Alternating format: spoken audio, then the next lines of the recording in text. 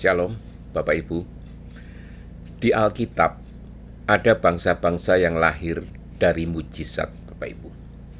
Ada bangsa-bangsa yang lahir dari janji, ya.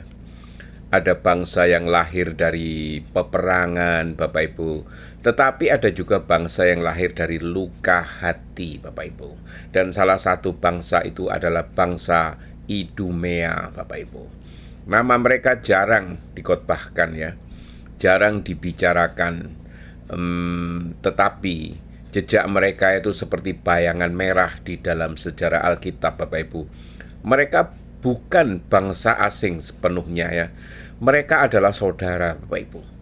Dan justru karena itulah luka mereka menjadi begitu pahit, Bapak Ibu.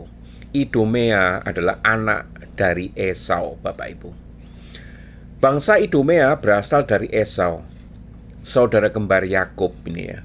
Esau adalah anak Ishak, ya, cucu Abraham. Artinya darah perjanjian itu mengalir juga di dalam tubuhnya, ya. Nama Edom berarti merah. Dari kata itulah lahir Idumea, Bapak Ibu. Bentuk Yunani dari Edom ini. Merah adalah warna tanah, warna amarah, warna darah, warna nafsu sesaat, Bapak Ibu. Dan semuanya mulai dari sebuah mangkuk sup merah. Betapa anehnya sejarah manusia ini, Bapak Ibu. Kadang sebuah bangsa itu tidak hancur karena perang besar, Bapak Ibu, tetapi karena satu keputusan kecil yang bodoh, Bapak Ibu. Esau pulang lapar, Yakub menawarkan makanan. Lalu Esau berkata, "Apa gunanya hak kesulungan bagiku?" Dan ia menjual warisan rohaninya itu demi kepuasan sesaat, Bapak Ibu. Oh, dengar baik-baik. Iblis sering tidak langsung meminta seluruh hidupmu.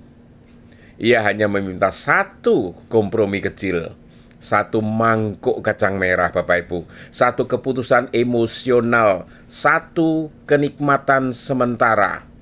Dan banyak orang baru sadar apa yang hilang ketika semuanya itu sudah terlambat, Bapak Ibu. Luka yang tidak pernah disembuhkan ini, Bapak Ibu. Esau menangis kemudian, ya. Tetapi air mata tidak selalu berarti pertobatan, Bapak Ibu. Kadang air mata itu hanyalah penyesalan karena kehilangan berkat, ya.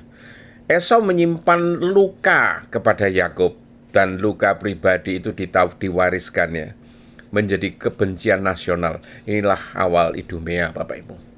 Satu generasi terluka, lalu luka itu diwariskan menjadi budaya. Betapa mengerikannya dosa yang tidak diselesaikan, Bapak Ibu. Hari ini seorang ayah menyimpan pahit hati. Besok anak-anaknya mewarisi kemarahan yang bahkan mereka sendiri tidak mengerti asalnya. Mereka menjadi bangsa yang selalu berdiri berlawanan dengan Israel, padahal mereka bersaudara.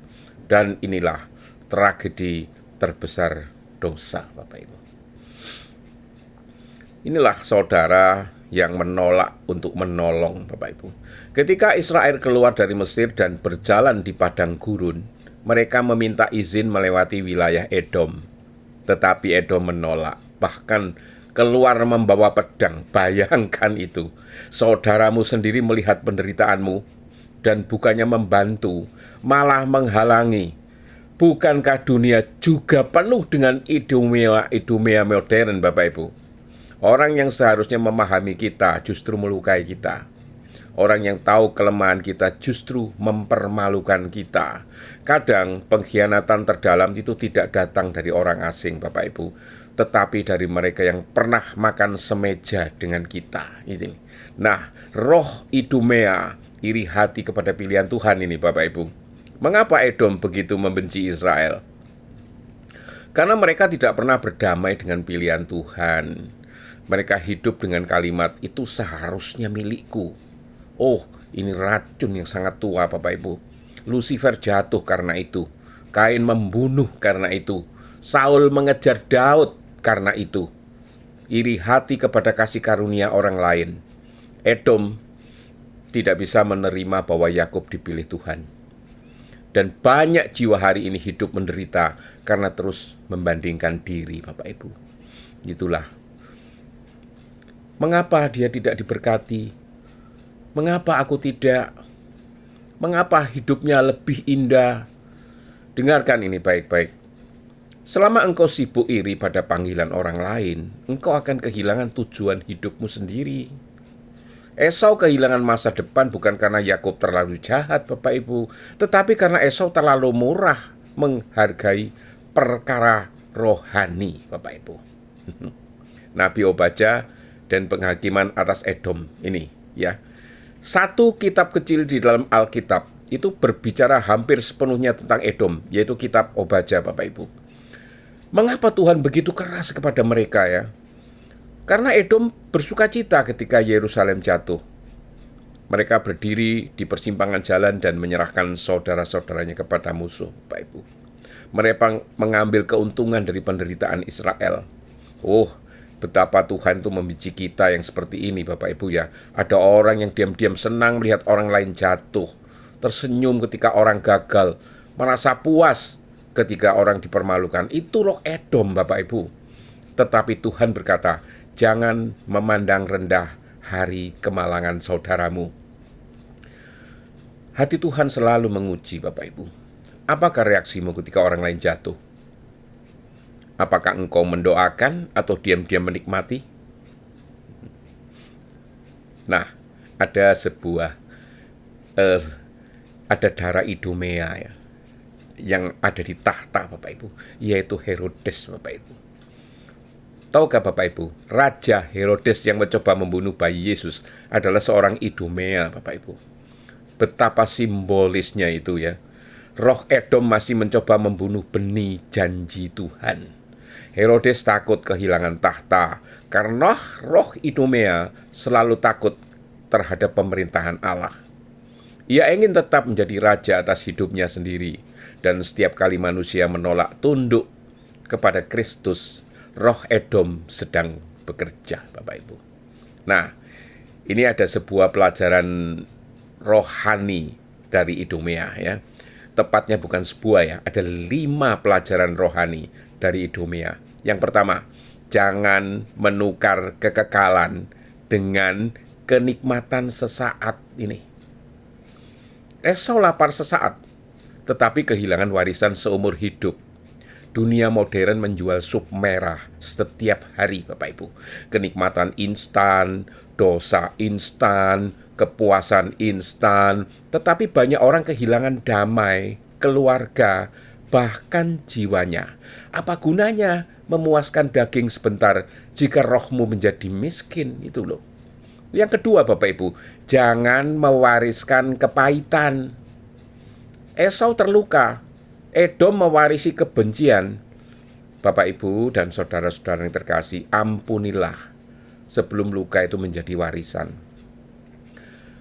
Karena anak-anak sering minum dari sumur emosi orang tuanya, Bapak Ibu.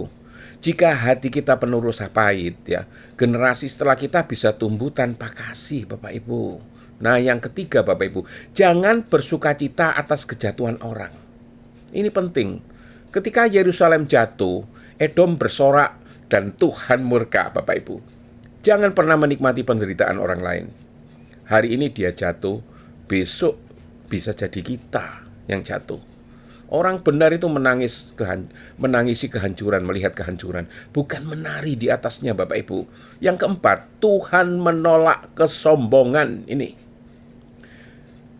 Edom tinggal di pegunungan batu Petra yang tinggi. Mereka itu merasa aman, Bapak Ibu. Tetapi Tuhan berkata, sekalipun engkau tinggi, setinggi Raja Wali, aku akan menurunkan engkau. Kesombongan selalu mendahului kehancuran, Bapak Ibu. Manusia bisa membangun benteng tinggi, tetapi tidak ada benteng yang lebih tinggi dari penghakiman Tuhan, Bapak Ibu. Yang terakhir, Bapak Ibu, yang kelima, Tuhan memanggil kita menjadi pendamai, bukan pewaris luka. Kristus datang bukan membawa roh Edom, Bapak Ibu. Ia datang membawa salib pendamaian ini. Di kayu salib, Yesus mematahkan tembok permusuhan. Dan hari ini Tuhan bertanya, apakah kita mau terus hidup di dalam luka lama atau menjadi pembawa damai? Nah, mari kita berjalan sejenak, ya, dari Edom ke Golgota, Bapak Ibu. Menarik sekali nih Bapak Ibu ya. Esau menjual hak kesulungannya itu demi makanan. Tetapi Yesus justru memberikan tubuhnya sebagai makanan kehidupan bagi manusia berdosa, Bapak Ibu. Esau berkata, apa gunanya hak kesulungan? Tetapi Yesus berkata, apa gunanya aku jika manusia binasa? Esau mempertahankan dirinya, Kristus mengorbankan dirinya. Dan disitulah Injil bersinar Bapak Ibu. Karena kita semua sebenarnya punya sedikit sifat Edom ya. Di dalam hati, yaitu iri hati, kepahitan, egoisme, dan nafsu sesaat Bapak Ibu. Tetapi di kaki salib, roh Edom bisa mati. Dan seorang hati batu bisa diubah menjadi seorang yang berhati daging Bapak Ibu. Hari ini Tuhan memanggil Bapak Ibu.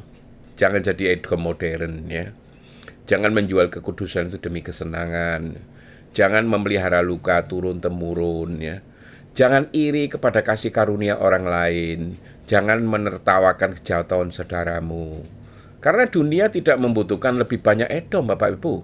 Dunia membutuhkan orang-orang yang hatinya dipulihkan oleh Kristus. Orang-orang yang memilih pengampunan daripada kepahitan Bapak Ibu. Kasih daripada iri hati. Kerendahan hati daripada kesombongan.